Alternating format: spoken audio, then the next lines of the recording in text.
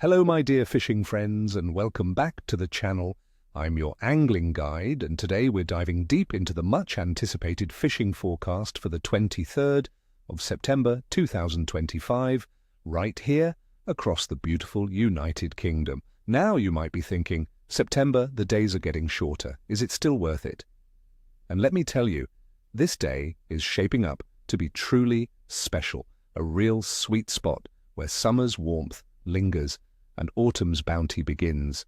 Get ready, because the fish are telling us something big, and I'm here to spill all the secrets. Let's talk tactics and where to find those hungry fish. First up, for our freshwater enthusiasts, pike are absolutely on the prowl. With the water starting its slow descent in temperature, these ambush predators are entering a prime feeding period, stocking up for the colder months.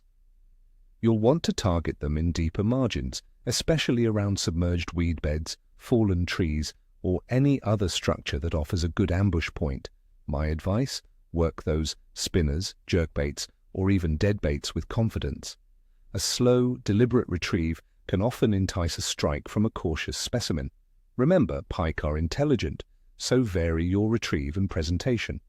Next, for the coarse anglers, roach and bream are showing excellent activity.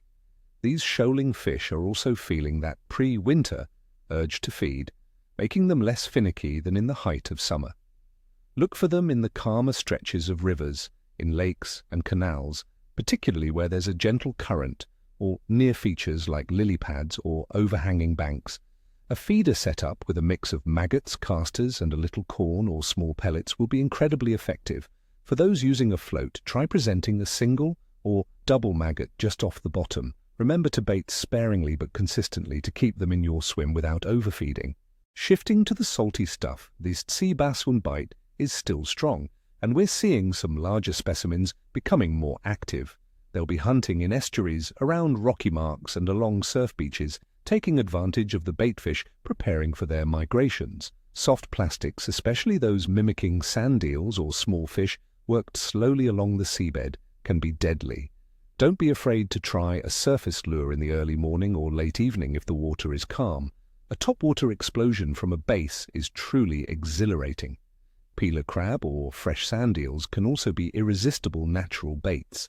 And for those eager for a taste of winter, the early signs of Clito Cador are appearing, particularly in the northern regions of the UK.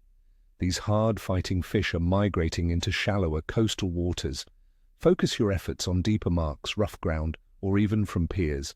Bottom fishing with robust tackle and baits like lugworm, squid, or peeler crab will give you the best chance. Remember, the early bird often catches the best cod, so an early start can pay dividends. Now for the conditions that make this forecast so promising. The Kane weather's tea for the 23rd of September 2025 looks incredibly mild and favorable. We're expecting daytime air temperatures to hover between 11 and 18 degrees Celsius, with nighttime lows of around 4 to 9 degrees Celsius. The atmospheric pressure appears to be relatively stable, which is always a good sign for consistent fishing. We're looking at generally light to moderate winds, which should make for comfortable conditions on both fresh and salt water. And the best part, there's a low chance of significant rainfall, so you shouldn't get drenched out there. Water temperatures across the UK will still be relatively mild, likely in the range of 15 to 18 degrees Celsius. While they're gradually cooling from their late August peak, this subtle drop is a natural trigger for fish to feed more aggressively, knowing winter is on its way. This temperature range is comfortable for most species and encourages active foraging. As for the to-moon phase, on the 23rd of September 2025, we'll be under a waxing crescent moon with only about 2 to 5% illumination. While some old fishing adages point to full or new moons being best, many experienced anglers, myself included, find the waxing crescent to be surprisingly productive, especially for species that might be more active during the dawn and dusk periods when the moon is visible in the sky. Overall, the biological activity of fish in the United Kingdom for this day is predicted to be high.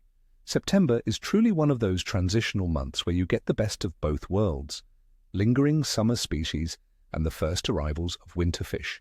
The cooling water and the inherent need for fish to bulk up before winter create an intense feeding drive across the board.